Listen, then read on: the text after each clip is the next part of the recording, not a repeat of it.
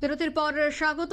পশ্চিমবঙ্গের দিকে নজর রাখছি, কারণ রামনবমীকে কেন্দ্র করে পশ্চিমবঙ্গে কিন্তু এখন থেকে বিভিন্ন জায়গা থেকে বিভিন্ন খবর উঠে আসছে। তবে সম্প্রীতির বার্তা দিতে এবার রামনবমীর মিছিলকে এগিয়ে নিয়ে যেতে সাহায্যের হাত বাড়াচ্ছে শহরের মুসলিম কমিটি আটকোশি। শহরের ফোয়ারা মোড়ে টেন্ট করে মুসলিম সম্প্রদায়ের মানুষেরা রামনবমীতে অংশগ্রহণকারী মানুষদের জন্য পানীয় জল, চকলেট এবং লাড্ডু বিতরণ করবেন। মালদা শহরে রামনবমী নিয়ে মুসলিম সম্প্রদায়ের এই উদ্যোগকে স্বাগত জানিয়েছেন বিশ্ব হিন্দু পরিষদ।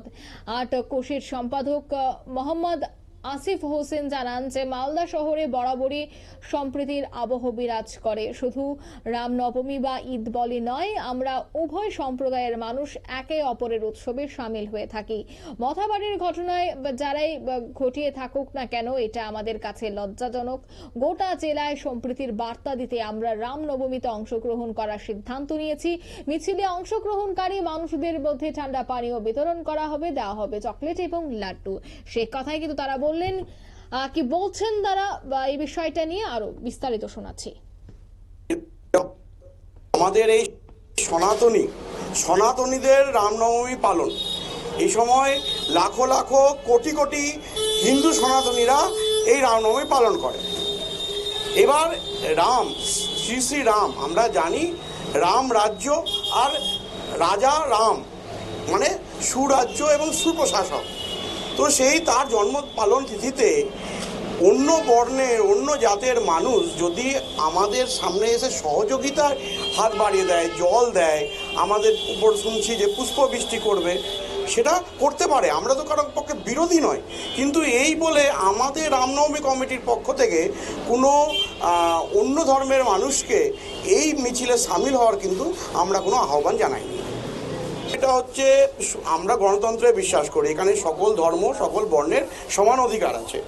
তো সেখানে যদি কোনো আমাদের সনাতনী হিন্দুদের বাইরেও, সে শিখ হতে পারে, সে আপনার বৌদ্ধ হতে পারে, খ্রিস্টান হতে পারে, মুসলিম হতে পারে, তারা যদি আমাদের ধর্মীয় যে সমাবেশ এবং ধর্মীয় যে আমাদের শোভাযাত্রা বেরোবে, তার রাস্তার পাশে দাঁড়িয়ে আমাদের এই ব্যাপারে তারা রাজারামের নামে স্লোগান দেয়, পুষ্পবৃষ্টি করে, আমাদেরকে জল বা মিষ্টি খাওয়ায়, তাদের তো কোনো বাধা বা অনীহার ব্যাপার নেই।